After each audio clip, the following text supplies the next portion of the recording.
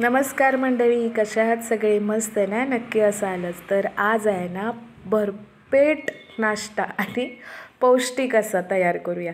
तर पहिला मी 1 वाटी पोहे आणि 2 वाटी रवा घेतला आहे.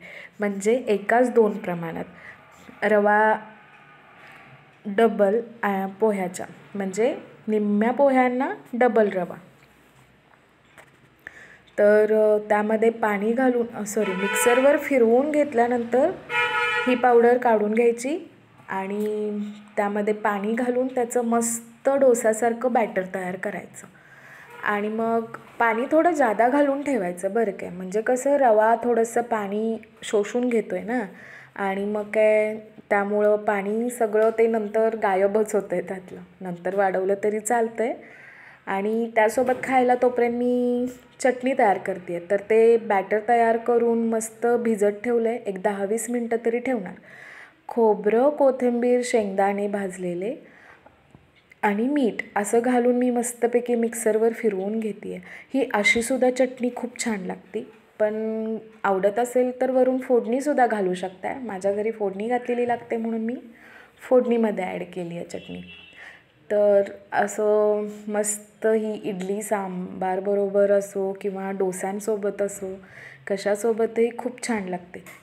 काही ठिकाणी तर वड्यासोबतही चटणी दिली जाते. ह्या बघा मी मस्त कलरफुल भाज्या चिरून घेतलेल्या आहेत आणि फळभाज्या किसून घेतलेल्या आहेत. तर हे बॅटर जे तयार करून झाकून ठेवलेलं होतं त्यामध्ये मी सोडा ॲड केला आहे आणि मीठ. सोडा आणि मीठ आपल्या चवीनुसार मीठ घालायचं, सोडा पाव चमचा बास होतो आहे. आणि मस्त ते फेटून घेतल्यानंतर त्याचे डोसे सोडून घ्यायचे. याला बाकी काही इनो वगैरे किंवा लिंबाचा रस वगैरे ॲड करण्याची फारशी गरज नाही पडत.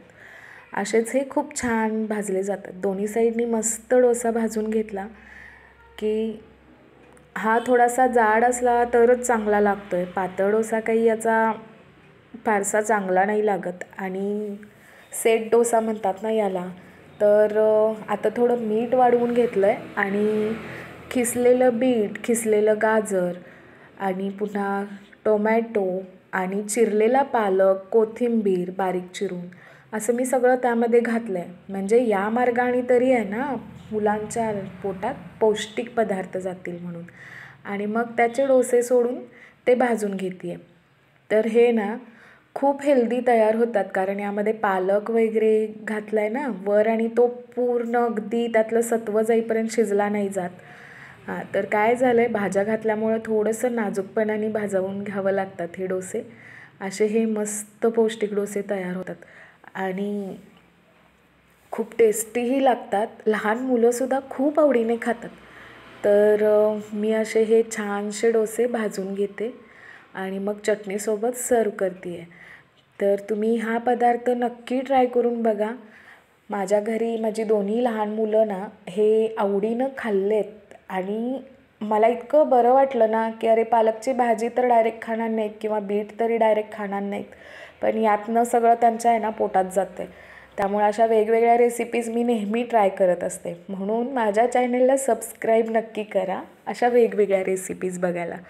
आणि रेसिपी आवडली, कशी वाटली, तुम्ही केली काय, पुन्हा मुलांनी आवडीने खाल्ली काय, हे कमेंट करून नक्की सांगा. आणि लाईक पण करा, शेअर पण करा. तर असे मस्त हे डोसे तयार झाले आहेत. हे मी सर्व करून घेते आहे. प्लेनवाले ज्यांना आवडतात त्यांच्यासाठी प्लेनवाले आणि हे मिक्स भाज्या घातलेले. तर करा आणि मस्त एक घास खाऊन बघा. थँक्यू. Thanks for watching.